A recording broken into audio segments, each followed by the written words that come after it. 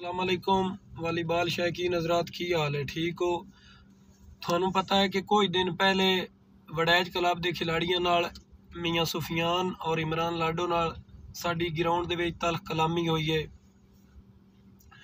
اج وہ ساڈے کول آئے ہوئے ہیں اتنے گھر ساڈی تے انہاں دی صلح ہو گئی ہے۔ صلح دے وچ اہم کردار ساڈی ٹیم دے سرپرست اعلیٰ ملک حیات پٹواری، یاسر کھچی، ملک فراتاف جاٹلا، سردار ناصر خان بسال، راجہ شہد آف مری، راجہ انصارہ پنڈ بینسو انہاں دا اہم کردار ہے۔ اور میں ممنون ہاں، بہت زیادہ ممنون ہاں سموٹ کلب، رائے ارشد کھرل، عامر لویرا، پیر فیصل شاہ اور سردار اختر خان بلوچ کلب انہاں ساڈا ساتھ دیتا اور تمام دوستاں بھائیاں ساتھ دیتا، انہاں دا ممنون ہاں میں، بہت مہربانی، ساڈی صلح ہو گئی ہے۔ انشاءاللہ اگاں تو سارے کھلاڑی مل کے میچ کھیڑ سن گئے، بہت مہربانی، شکریہ۔